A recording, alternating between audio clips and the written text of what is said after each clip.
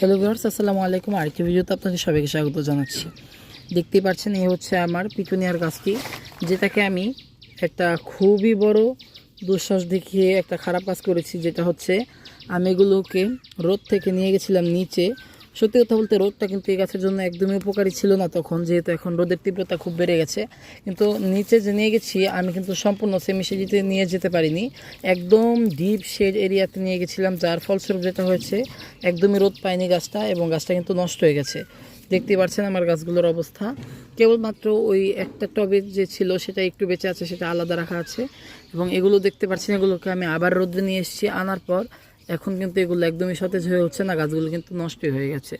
আমি এবার ভুল করেছি, ফার্স্ট টাইম পিটুনিয়া লাগিয়েছি, এই কারণেই হয়তো এই ধরনের ভুলটা করলাম। যাক, সেটা কথা নয়। যেহেতু গাছগুলো নষ্ট হয়ে যাচ্ছে, আমার কিন্তু ভ্যারাইটিটাকে অবশ্যই রাখতে হবে আমার কাছে।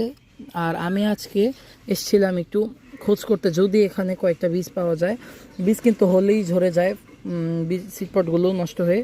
তো আজকে কিন্তু একটা সিডপট পেয়েছি, একটা না দুইটার মতন পেয়েছি। দেখা যাক আর খুঁজে পাই কিনা।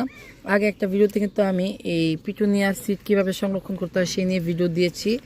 তো আজকে কিন্তু আমি সিড সংরক্ষণ পদ্ধতিটা খুব একটা আপনাদেরকে দেখাবো না, কেবল আমি আপনাদেরকে দেখিয়ে দিচ্ছি যে কীরকম হলে আপনারা সিডগুলোকে কালেক্ট করবেন। এখানে কিন্তু আমি আর দেখতে পাচ্ছি না, এই যে এই সিডগুলো, অন্যান্য সিডগুলো যে রয়েছে সিডপটগুলো, সেগুলো কিন্তু এখনও কচি এবং পাকেনি। এই কারণে কিন্তু এগুলো নেওয়া যাবে না। আমি দুইটা সিডপট পেয়েছি, এই দুইটাই নিতে হবে।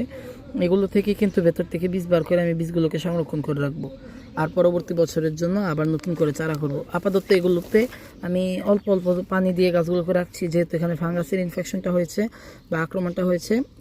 আমি প্রচুর ফাঙ্গিসাইড ছড়িয়ে দিয়েছি গাছের উপর।